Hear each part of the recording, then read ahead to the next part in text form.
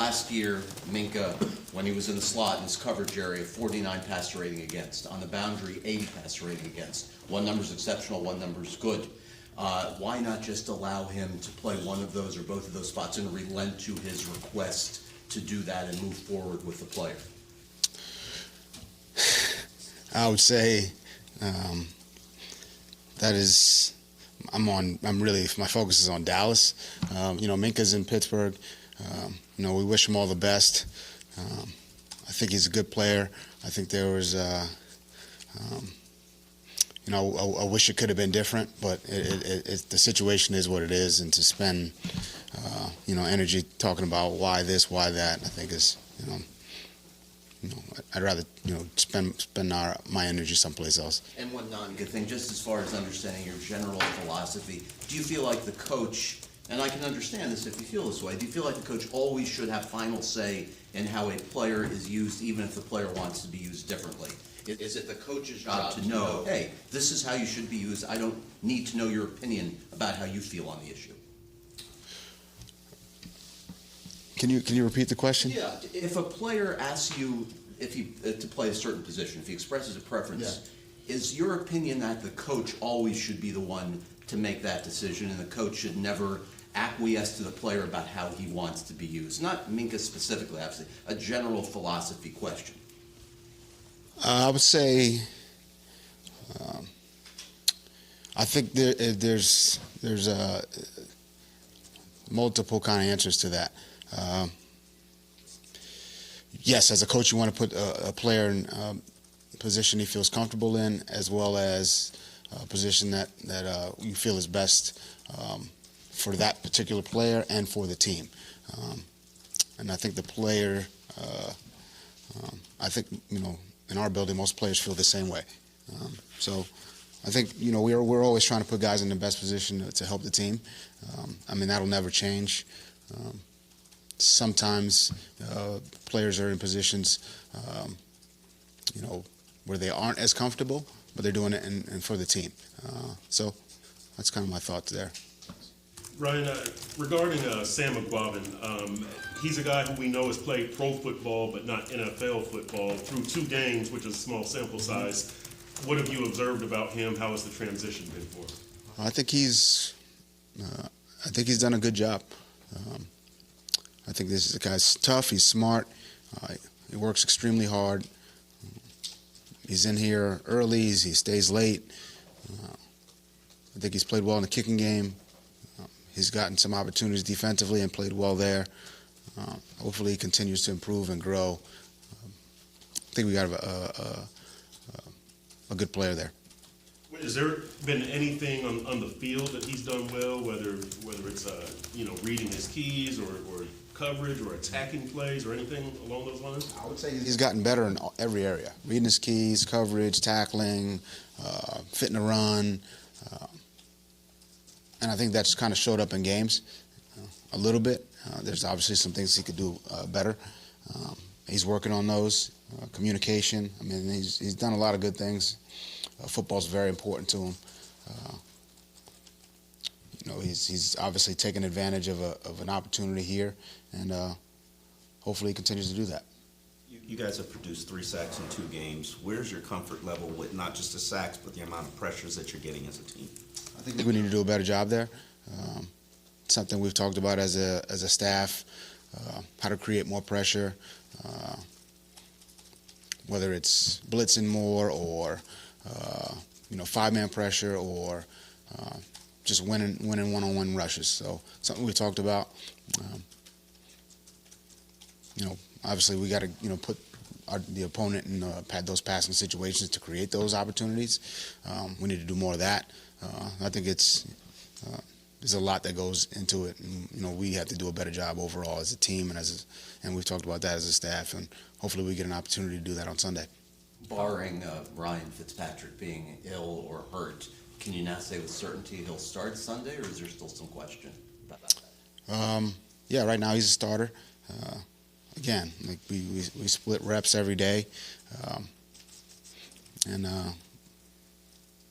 Josh has had to go in both games, so he'll be ready to go if we need him. but yeah, that's where we're at. How has Josh responded this week in practice with the leg after being rolled up on Sunday? Well, he went right back in the game, and he responded well. I mean, it's look, it's first couple weeks of the season. Everybody's got a ding, a bruise. Guys are playing through some things, so it's no different for him, and I think he's working through it. How is Dieter doing? I think he's a rookie. He's learning how to play in this league. From an assignment standpoint, from a communication standpoint, it's been good. From a technique, fundamentals, execution standpoint, against two good defenses. I think I think he's done a good job, but I think it can always be better. But I think every experience is a good one for him, especially as a young player. So I like where he's going. I would say he's trending up. Brian, what type of contribution are you looking for out of Doug Middleton, the safety you signed yesterday? Doug is my first thought goes to the kicking game, where he's had some, obviously he's fast, he's can tackle, he's tough. Just some things to like about him from that standpoint. As a defender, and really in the kicking game as well. He's been here one day, so there's a lot to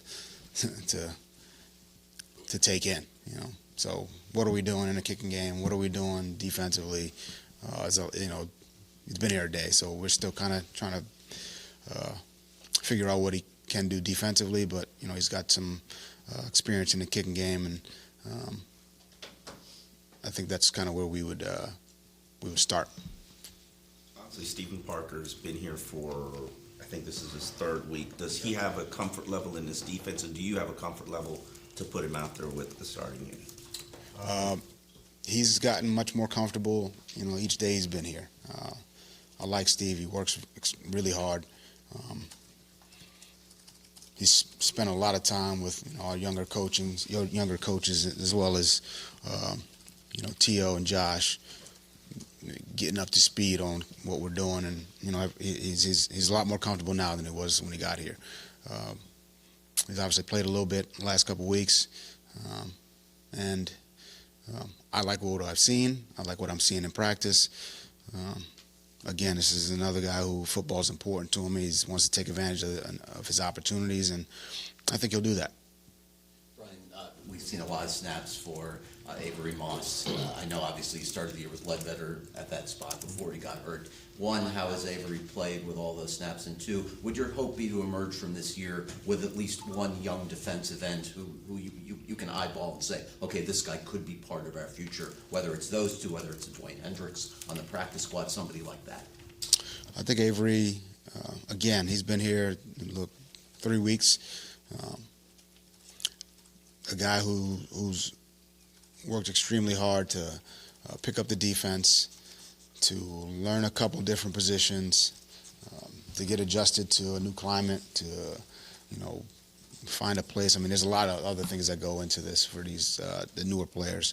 I think he's done a good job, and he's gone into games and played tough and played smart and given us some good snaps. So I'm happy with where he's at. As far as your question about coming out of the really I'm focused on one day at a time. But I think we got a lot of good young players on this team who are all developing, who are all working to get better. I'm seeing improvement on a daily basis, and I think hopefully it continues in that trajectory. Curious to know, what are your thoughts on, I guess, players being a little bit more empowered, it seems recently, I guess not just with Minka, but Jalen and some of the other players across the league, feeling like they can ask out or say they don't want to be somewhere. What is your thoughts on the coach about, when that seems to happen more frequently?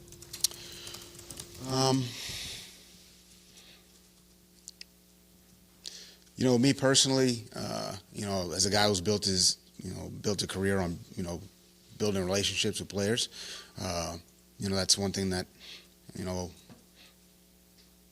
I would say it's not disheartening, but as a guy who's built his career on, building relationships, you hate to see that. That's kind of how I felt about the Minka situation. But, like everything else, you deal with a little adversity, you got to move on, get better, and try to improve the team. As far as, what happens around the league, I'm not there. I don't know what those situations are like. And I really don't have, much of an opinion on it, to be honest with you.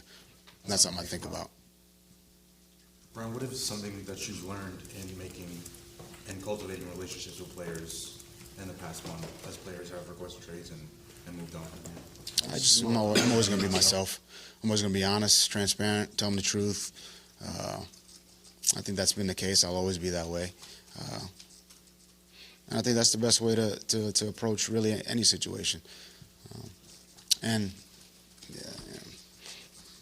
I like that we're getting that, and I want that to be something that's reciprocal. I think that's the best way to build trust. Ultimately, in this game, you need trust from coaches to players to the different groups.